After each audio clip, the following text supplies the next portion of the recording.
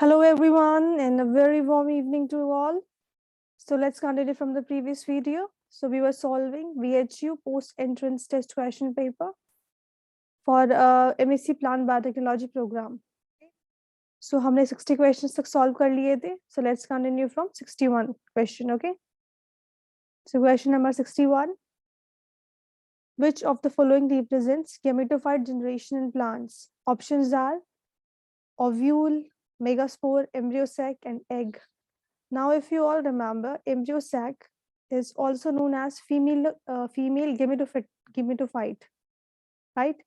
So here, embryo sac is the gametophytic generation among all these four options we have here. So correct answer is option number 3, embryo sac. Question number 62. Hemizygous condition is produced by, options are translocation, inversion, duplication, and deletion. So mutation पे ये शायद third या fourth question है. if you remember from the पहले mutation पे काफी questions कर लिए हम लोगों ने और हम लोग अभी 62 क्वेश्चन पे ही है. So these are all four type. चार जो हमारे पास ऑप्शन है टाइप है, we all know that. Now it's asking hemizygous condition जो होती है क्रोमोसोम की वो किसकी वजह से होती है. So हेमिजाइगस कंडीशन क्या होता है एक बार वो ब्रीफ में देख लेते हैं. So chromosomes on the basis of distribution of alleles हमने इनको तीन मेन कैटेगरी में क्लासिफाई किया है. इधर दे आर होमोजाइगस, हेटेरोजाइगस और हेमिजाइगस. नाउ होमोजाइगस देख लेते हैं एक बार. When both alleles present on the homologous chromosomes for a given gene are same. दोनों अलील्स हमारे पास सेम हो ये तो हमें पता है. एक जीन में दो अलील होती है, या तो वो सेम हो सकती है या फिर वो अलग अलग हो सकती है. Now it's saying homozygous chromosome में क्या होता है, दोनों जो अलील प्रेजेंट होती है एक जीन की वो सेम होती है. यहाँ पे देखेंगे एक बार डायग्राम से होमोलोगस क्रोमोसोम्स की बात हो रही है. नाउ कैपिटल बी अलील प्रेजेंट है एक क्रोमोसोम पे और दूसरे पे स्मॉल बी प्रेजेंट है. दोनों अलील जो है सेम है एक पर्टिकुलर जीन के लिए. लेट्स से बी यहाँ पे हम बोल्ड के लिए ले लेते हैं, बोल्ड कैरेक्टर के लिए ले लेते हैं B gene. So capital B small B दोनों जीन सेम है. सो ये होमोजाइगस कंडीशन हो गई है हमारी. नाउ इन हेटेरोजाइगस जो दो अलील होती है हमारी एक जीन की वो अलग अलग होंगी. देखेंगे यहाँ पे हम डायग्राम से एक क्रोमोसोम पे एक क्रोमैटिड जो है हमारा क्रोमोसोम पे उस पे कैपिटल बी डोमिनेंट वाली अलील प्रेजेंट है और एक जो दूसरा है सेकंड क्रोमैटिड जो है हमारा क्रोमोसोम का उस पे स्मॉल बी रेसेसिव वाली अलील प्रेजेंट है. तो दोनों अलग अलग अलील प्रेजेंट है एक पर्टिकुलर जीन के लिए. That's why this condition is known as heterozygous. अब हेमिजाइगस में क्या होता है, when one allele is present instead of two in a diploid organism, ये हमारी हेमिजाइगस कंडीशन हो जाती है. अब हमको पता है जीन के लिए वी हैव टू अलील्स, दो अलील होती है हमारे पास. हमने देखा दे कैन बी सेम, या तो दोनों डोमिनेंट हो सकती है, दोनों रेसेसिव हो सकती हैं, या फिर डिफरेंट हो सकती हैं जैसे हेटेरोजाइगस में होती है. One can be dominant and the other can be recessive. Now hemizygous में क्या कह रहा है ये, हमारे पास एक जीन के लिए एक क्रोमोसोम पे एक ही अलील प्रेजेंट होंगी. नॉर्मली दो होती हैं बट एक ही प्रेजेंट होगी. इसमें देखेंगे हम मेल्स में मेल में आप देखेंगे male is a perfect example of male की जो जीन होती है हेमिजाइगस XY जो हम बोलते हैं. एक्स की एक ही जीन प्रेजेंट है और वाई की. अगर ये बोल्ड वाला जो करेक्टर लिया ऐसे भी समझ लेते हैं एक बार. हमारे पास ये क्रोमोसोम है, दोनों क्रोमैटिड में से सिर्फ एक क्रोमैटिड पे बोल्ड की जीन प्रेजेंट है, दूसरे वाले पे एब्सेंट है. This is hemizygous condition. Normally we know for a particular gene we have two alleles, but in hemizygous condition दो अलील में से सिर्फ एक ही प्रेजेंट होती है क्रोमोसोम पे, वो हमारी हेमिजाइगस कंडीशन होती है. Males for sex linked gene on X chromosome is a perfect example है हेमिजाइगस का XY वाला. नाउ हमसे पूछा है कि किस रीजन से हेमिजाइगस कंडीशन प्रोड्यूस होती है म्यूटेशन में. अब हमको पता है ये बोल रहा है दोनों में से एक अलील प्रेजेंट होगी, तो दूसरी अलील कैसे रिमूव होगी, डिलीशन से ही रिमूव हो सकती है. एक पर्टिकुलर क्रोमोसोम में कोई पर्टिकुलर पोर्शन जो है अगर हमारा क्रोमोसोम का अगर वो डिलीट हो जाए, जहाँ पे वो जीन प्रेजेंट थी, जहाँ पे उस जीन की दूसरी एलील प्रेजेंट थी, तो एक ही एलील बचेगी हमारे पास। तो हेमिज़ाइगस कंडीशन जो किससे क्रिएट होती है? डिलीशन से क्रिएट होती है।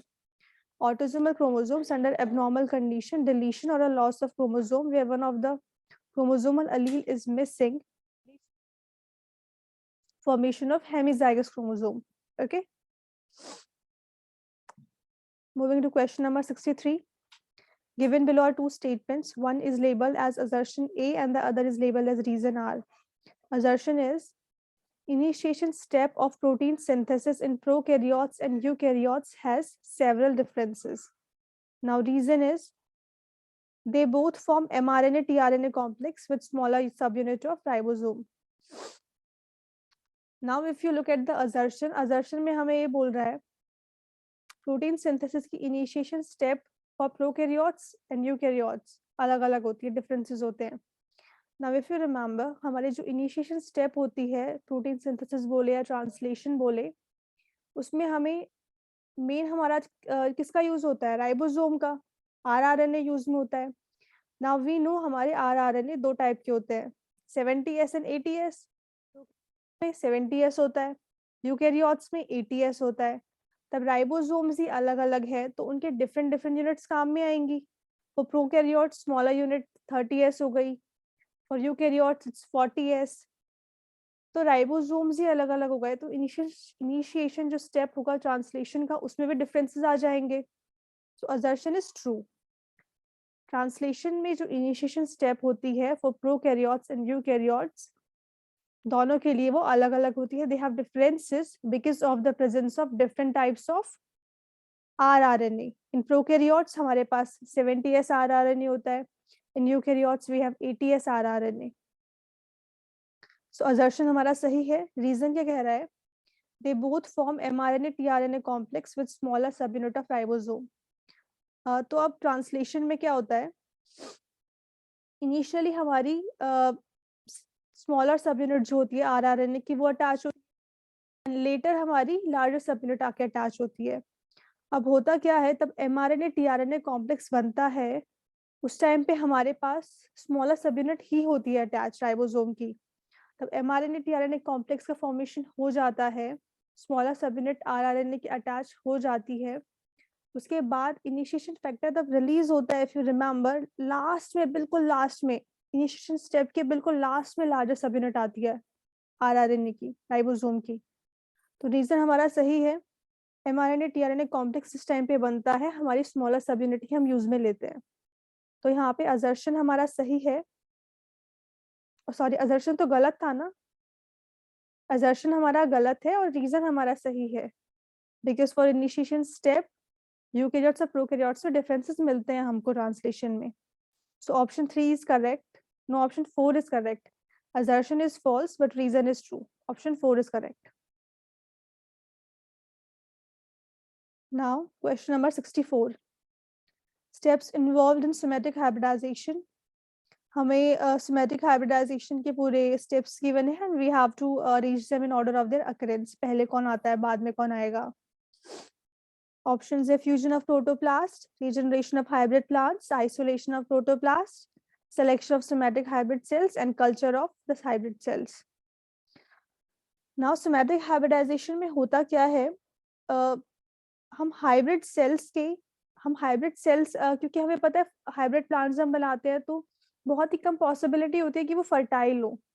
सो हम हाइब्रिड प्लांट्स की सेल्स को लेके हम अगर उनका सेल वॉल रिमूव करके सिर्फ प्रोटोप्लास्ट का कर ले, फ्यूजन करा के नई सेल बना ले, तो उसको हम सोमैटिक हाइब्रिडाइजेशन बोलते हैं. सोमैटिक हाइब्रिडाइजेशन में हम ऐसा करते हैं, हम सिर्फ प्रोटोप्लास्ट का फ्यूजन कराते हैं और एक नई सेल का फॉर्मेशन करते हैं और फिर उस नई सेल से हम फर्दर नया प्लांट बनाते हैं. तो स्टेप्स क्या हो जाएंगे हमारे पास? सबसे पहले B, regeneration of hybrid plants. कोई हाइब्रिड प्लांट बनाया, उसको रीजनरेट कराया. Next, culture of hybrid cells. उस हाइब्रिड प्लांट्स में से हमने हाइब्रिड सेल्स को सेपरेट किया, उनका कल्चर कराया. Next, isolation of protoplast. Hybrid cells में से हमने प्रोटोप्लास्ट को आइसोलेट किया. प्रोटोप्लास्ट कैसे आइसोलेट करेंगे? सेल वॉल को हटा देंगे सेल से, तो प्रोटोप्लास्ट बचेगा हमारे पास. प्रोटोप्लास्ट को आइसोलेट किया. नेक्स्ट होता है हमारे पास फ्यूजन ऑफ प्रोटोप्लास्ट। आइसोलेट कर लिया है प्रोटोप्लास्ट को, अब हम उसका फ्यूजन कराएंगे, fusion of protoplast. Last step is D, selection of somatic hybrid cells. Protoplast के फ्यूजन के बाद हमारे जो हाइब्रिड सेल्स बनी है, हम उनमें से सेलेक्ट करेंगे कौन कौन सी हमारी हाइब्रिड सेल्स बनी है, किसमें फ्यूजन हुआ है, किसमें नहीं हुआ है। तो ऑप्शन 3 इज करेक्ट, ऑर्डर होगा हमारा BECAD। Number 65, given below are two statements, दो statements दिए हैं हमें, and in the light of above these two statements we have to choose the most appropriate answer from the options. Statement 1 is rice is high in provitamin A. Statement 2 is inbreeding promotes high heterozygosity. Now rice is high in provitamin A. What do you think? Normal जो हमारी wild variety होती है rice की, it is never rich in provitamin A. Rice में हमें vitamin A मिलता ही नहीं है, और यहाँ पे प्रो और बोल रहा है प्रीकर्सर ऑफ विटामिन ए। कुछ हाइब्रिड स्पीशीज हमने ऐसी बना ली है अब राइस की, जिनमें हमें कुछ स्पीशीज में हमें प्रोविटामिन ए मिल सकता है, बट वाइल्ड वेराइटीज में हमें कभी भी नहीं मिलता प्रोविटामिन ए राइस में। सेकेंड स्टेटमेंट कह रहा है हमारा inbreeding promotes high heterozygosity. Now if you remember, inbreeding कभी भी heterozygosity को प्रमोट नहीं करती है, it promotes inbreeding depression। अगर हम उस फैमिलीज के हम किस ऑर्गेनिजम्स को लेके क्रॉस कराएंगे, तो उनमें चांसेस होते हैं कि उनकी जो रेसेसिव एलील्स हैं वो साथ आकर हेटेरोजाइगोसिटी को नहीं बल्कि डिप्रेशन को फॉर्म करे। बिकॉज यू रिमेम्बर मोस्टली जो म्यूटेशंस होते हैं और जो लो कैरेक्टर्स होते हैं वो हेटेरो रेसेसिव होमो कंडीशन में एग्जिस्ट करते हैं। So inbreeding always promotes what? Inbreeding depression. तो स्टेटमेंट सेकंड भी हमारा गलत है, स्टेटमेंट 1 भी हमारा रॉन्ग है, स्टेटमेंट 2 भी हमारा फॉल्स है। So correct answer is option number 2। Both statement 1 and 2 are incorrect, because rice is never rich in provitamin A, wild variety जो होती है राइस की, और इनब्रीडिंग प्रमोट्स इनब्रीडिंग डिप्रेशन, ना कि heterozygosity. Both statements are wrong, false. Moving to question number 66. Chemiosmotic theory for ATP synthesis was scientist के नाम है हमारे पास ऑप्शंस में Peter Mitchell, Watson and Crick, Blackman, Warburg. So correct answer is option number 1, Peter Mitchell. Chemiosmotic theory जो थी वो Peter Mitchell ने दी थी। Question number 67, mitosis can be observed in, options are polyploid genotype, diploid genotype, haploid genotype. Now mitosis क्या है? Cell division होता है जिसमें हमारी प्लॉइडी जो होती है सेल की सेम रहती है। सो माइटोसिस एक तरीका है सेल का डिवाइड करने का, एक तरीके से। नॉर्मल किसी भी ऑर्गेनिज्म में ग्रोथ अगर हो रही है तो वो माइटोसिस से होती है। तो अब मेरा जो प्लांट है, एनिमल, ऑर्गेनिज्म जो भी है, उसका जीनोटाइप चाहे कुछ भी है, चाहे वो पॉलीप्लॉइड है, डिप्लॉइड है, हैप्लॉइड है, ऑर्गेनिज्म है तो ग्रोथ शो करेगा। ग्रोथ किससे होती है? माइटोसिस से। सो माइटोसिस हमें तीनों में देखने को, तीनों टाइप के ऑर्गेनिज्म में। So correct answer is option number 4, all 1, 2 and 3 are, तीनों में हमको माइटोसिस देखने को मिलेगा। Question number 68, luxury consumption of nutrient is associated with which element? Now question 68 जो था it was dropped, आंसर की में इसको ड्रॉप मार्क किया हुआ था, which means जिन स्टूडेंट्स ने इसको अटेम्प्ट किया है उनको बोनस मिला है। तो एक बार लग्जरी कंजप्शन जो है वो हम एक बार देख लेते हैं होता क्या है, थोड़ा सा ब्रीफ में। लग्जरी कंजप्शन में क्या होता है? It occurs when soil nutrient level are above optimum and plants take up more of a nutrient than needed for functioning and production. It is associated with plant से associated है luxury consumption। तब soil में हमारे पास nutrient level काफी abundant में है, अच्छे से है, और plant उस nutrient को uptake कर रहा है even though उसे जरूरत भी नहीं है उस nutrient की, तो उस टाइप के कंजप्शन को हम लग्जरी कंजप्शन बोलते हैं। एंड इफ यू रिमेम्बर, ऐसे कंजप्शन हमेशा एक्टिव होते हैं, एनर्जी रिक्वायर्ड होती है।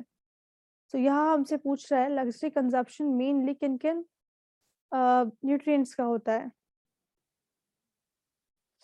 नॉर्मली वैसे तो फास्फोरस का होता है, पोटेशियम का होता है शायद लग्जरी कंजप्शन मेनली। बट इससे ज्यादा भी हो सकता है option, I don't know why this question was dropped. इससे ज्यादा का भी हो सकता है क्योंकि हमें कंडीशन नहीं मार्क की हुई है कि हमें किस कंडीशन में बताना है लग्जरी कंजप्शन किसका होता है। So maybe that's why this question was dropped. Question number 69, non systemic fungicide is, options are thiabenzidol, benomil, tricyclazone, and option 4 is mancozeb. Now fungicides are chemicals, वो chemicals हैं जो कि fungus help करते हैं, उन chemicals को हम fungicides बोलते हैं। अब उनके कोर्स ऑफ एक्शन के बेसिस पे हमने फंजिसाइड्स को टिपिकली 2 कैटेगरी में हमने क्लासिफाई किया हुआ है। ऐसे तो आपको बहुत सारे मिल जाएंगे क्लासिफिकेशन फंजिसाइड्स के, बट क्वेश्चन के अकॉर्डिंग हम बस 2 में देख लेते हैं, systemic and non systemic. Okay, now in systemic fungicides में क्या होता है, जो केमिकल होता है प्लांट उसको एब्जॉर्ब कर लेता है, उसको एब्जॉर्ब कर लेता है, और जहाँ पे फंगस का इन्फेक्शन होता है यहाँ पे इसको जरूरत होती है कोर्स ऑफ एक्शन की, वहां पे पहुंच के ट्रांसपोर्ट होके वो फंजीसाइड या वो केमिकल अपना एक्शन दिखा देता है। ओके, फंजीसाइड ये हो गया सिस्टमिक फंजीसाइड जहाँ पे प्लांट उसको एब्जॉर्ब कर रहा है। नाउ नॉन सिस्टमिक इन फंजीसाइड्स में क्या होता है, हमने इसको केमिकल को स्प्रे किया प्लांट के ऊपर, बट प्लांट उसको कभी एब्जॉर्ब नहीं कर पाएगा, वो लीव्स पे, रूट्स पे, प्लांट की बॉडी पे डिपॉजिट ही रह जाएगा। तो एक्सटर्नल जो इन्फेक्शन होता है फंगस का उसमें इसको मेनली यूज में लिया जाता है नॉन सिस्टमिक फंजीसाइड को। तो नॉन सिस्टमिक फंजीसाइड का हमें एग्जांपल बताना है कौन सा इनमें से। So correct answer is option number 4, mancozeb is non systemic fungicide. Question number 70, the haploids of which of the following are fertile? Options are potato, rice, wheat and tomato. तो हेप्लॉइड्स यहाँ पे सिर्फ राइस का फर्टाइल मानते हैं अपन लोग, होता भी है। Correct answer is option number 2, rice. Question number 71, the presence of foul smell in kernel bunt is due to trimethylalanine, trimethylamine, trimethyltryptophan, fourth none of these. तो ये 71 question was also dropped, answer के में इसको drop show किया हुआ था। अब एक बार देख लेते हैं करनाल बंट होता क्या है। सो करनाल बंट एक फंगल इन्फेक्शन, मेनली ग्रेन वाली जो क्रॉप्स होती हैं, फूड क्रॉप्स, उनमें हमको देखने को मिलता है, like wheat, durum wheat, triticale, ये जो ग्रेन वाली क्रॉप्स है। So this disease is caused by this fungus Tilletia indica, जो कि पेसिडोमाइसिटी है। तो ये टिलीटिया इंडिका करती क्या है, it feeds on the endosperm of seed grains. जो सीड ग्रेन हमारा होता है उसके एंडोस्पर्म पे फीड करती है, उसको कंज्यूम कर लेती है, जिससे कि जो ग्रेन होता है हमारा, इट स्टार्ट्स अपीयरिंग ब्लैकिश और एक फॉल स्मेल, फिशी स्मेल जो है वो हमको यहाँ पे देखने को मिलती है। और ये जो फिशी स्मेल होती है, it is due to the release of a particular chemical by this fungus Tilletia indica, और हमें वो केमिकल ही बताना है। So mainly it releases trimethylamine, this chemical is mainly released by this fungus, but this question was dropped. Otherwise हमारा option 2 सही है। तो पता चल गया कर्नल बंट होता क्या है, it is a fungal disease, grain जो हमारे ग्रेन फूड क्रॉप्स होती है उनमें होता है, caused by this fungus Tilletia indica, जो कि एंडोस्पर्म पे फीड करती है प्लांट के, जिससे कि हमारे जो ग्रेन सीड्स हॉलो हो जाती हैं और ब्लैकिश नजर आती हैं, और इसमें एक फॉल स्मेल प्रोड्यूस हो जाती है due to the release of particular chemicals by this fungus. Moving to question number 72, which of the following are function of hormone auxin? Now question 72 was also dropped क्योंकि हमारे यहाँ पे एक से ज्यादा ऑप्शन करेक्ट है, हमारे आंसर इनसे मैच नहीं कर रहे हैं ऑप्शन से। तो if you remember, plant growth hormones पे हमारे इस क्वेश्चन पेपर में हमें आराम से 6 से 7 क्वेश्चन देखने को आराम से मिल गए हैं, 5 और 6 वो आराम से है ही। This topic is very important, और सिर्फ इस क्वेश्चन पेपर में नहीं है, आपको मतलब और यूनिवर्सिटीज के क्वेश्चन पेपर में भी आप PR से 3 या 4 क्वेश्चन आराम से मिल सकते हैं। हर साल रिपीट होते हैं और सेम टाइप के क्वेश्चंस होते हैं। PGR से क्या ही पूछ सकते हो आप लोग, फंक्शन क्या है उनके, उनके प्रीकर्सर्स क्या है, और कुछ मेन उनसे फीचर्स एसोसिएटेड होते हैं उनसे, या फिर उनका टेस्ट कौन सा है टू आइडेंटिफाई द हार्मोन, जैसे ऑक्सीजन में अवीना कर्वेचर होता है हमारा test. Same question they repeating every year. So auxin के फंक्शन देख लेते हैं एक बार अपन लोग। Apical dominance, root initiation, flowering, abscission, parthenocarpy, cell division, potato dormancy. Short में मैंने एक बार बता दिया है ऑक्सीजन के ये फंक्शंस होते हैं हमारे। It's a growth hormone. Moving to question number 73। Neelam and Alphonso are parents of which hybrid?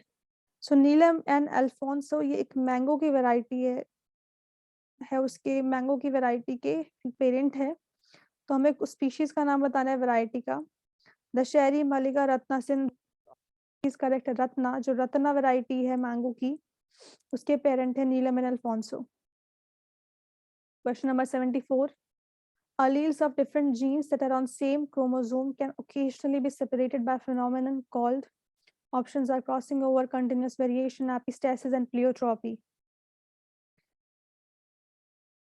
Same chromosome पे जीन कैसे सेपरेट हो सकती है? क्रॉसिंग ओवर से ही सेपरेट हो सकती है। एपिस्टेसिस तो हम नॉन होमोलोगस और डिफरेंट जीन्स के लिए डिफाइन करते हैं, तो एपिस्टेसिस तो होगा नहीं। सेम प्लियोट्रॉपी से भी नहीं करेंगे। So answer is option number 1, crossing over. Now don't get confused between crossing over and continuous variation.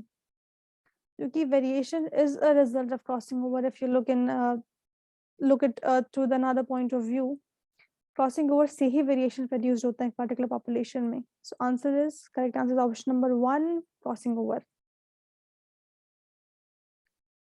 और ऑप्शन क्वेश्चन में देखेंगे तो आप सेम क्रोमोसोम डिफरेंट जीन से you can easily see that.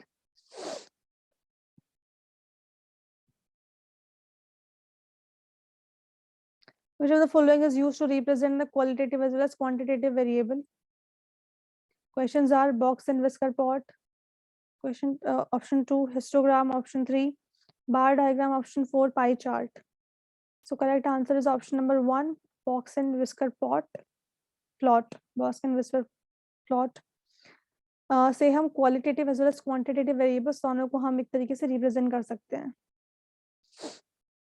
Question number 76। Climacteric rise is associated with which hormone occurring in fruits? एक और question दिख गया हमको पीजीआर से। Options are auxin, gibberellin, ethylene and cytokinin. So climacteric rise जो है वो हमें इथाइलिन की वजह से देखने को मिलता है। अब क्लाइमेक्ट्रिक राइज होता क्या है? इथाइलिन हमको फ्रूट राइपनिंग हार्मोन है, it's a gaseous hormone. So ethylene enhances the respiration rate during the ripening of fruits. जब ये फ्रूट राइपनिंग कराता है तो उस टाइम ये रेस्पिरेशन को इंक्रीज करा देता है, एनहेंस कर देता है। और ये जो रेस्पिरेशन में राइज होता है या इंक्रीज होता है, इसी को हम क्लाइमेक्ट्रिक राइज बोलते हैं। Okay, so climacteric rise is associated with ethylene.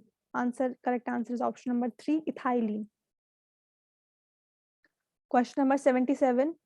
Gemini virus का हमें जेनेटिक मटेरियल बताना है, क्या होता है? Single strand DNA, double strand DNA, single strand RNA, double strand RNA. Correct answer is option number 1, Gemini virus में हमारे पास होता है single strand DNA.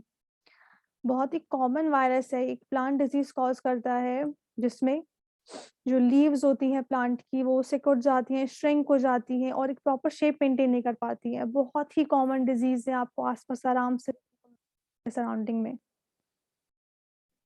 So this Gemini virus has single-stranded DNA as genetic material. Question number 78. Phloem loading and unloading is an important concept in.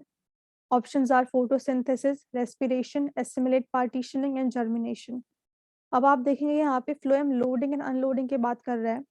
सो ये यहाँ पे plants transportation वाले chapter से है। तो फ्लोएम लोडिंग एंड अनलोडिंग में क्या होगा, ये तो हमको पता है। फ्लोएम ट्रांसपोर्टेशन को हम एसिमिलेशन बोलते हैं, right?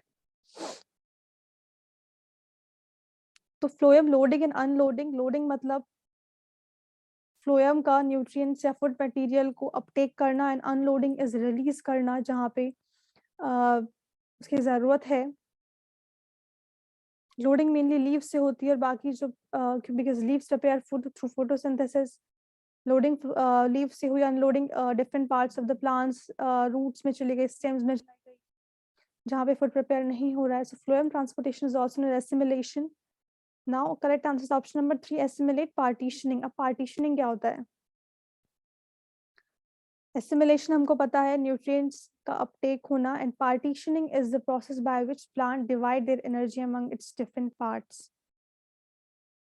Assimilation is phloem transportation. Partitioning में क्या होता है? पार्टीशनिंग में जो न्यूट्रिएंट फ्लोएम ने लोडिंग, फ्लोएम ने लोड मतलब फ्लोएम ने अपटेक किया है, अब उसको हम डिस्ट्रीब्यूट भी तो करेंगे प्लांट के पार्ट्स पे जहाँ पे रिक्वायरमेंट है हमें न्यूट्रिएंट्स की।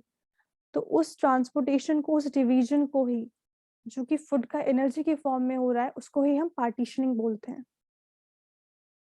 So phloem loading and unloading is associated with assimilate partitioning. Question number 79. Mendelian law of independent assortment is due to arrangement of during.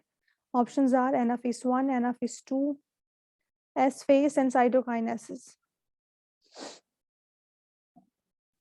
Independent assortment हमको पता है हम किससे करते हैं? एनाफेज 1 में स्टडी करते हैं, बिकॉज एनाफेज 2 तो हमारी बिल्कुल माइटोसिस से सिमिलर है।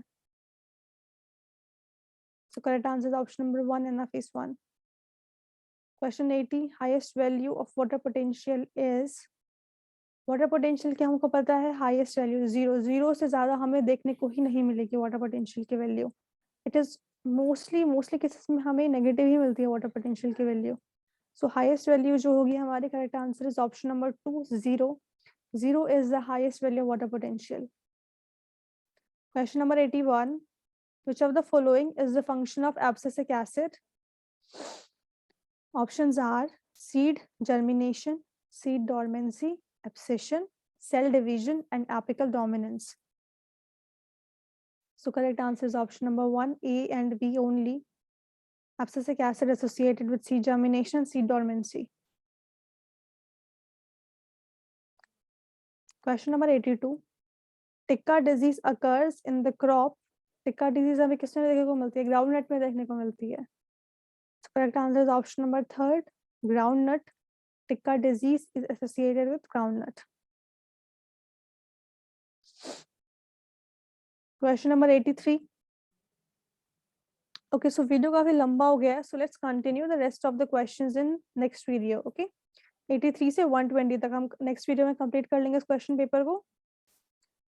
So let's continue in the next video. Thank you very much for being with me.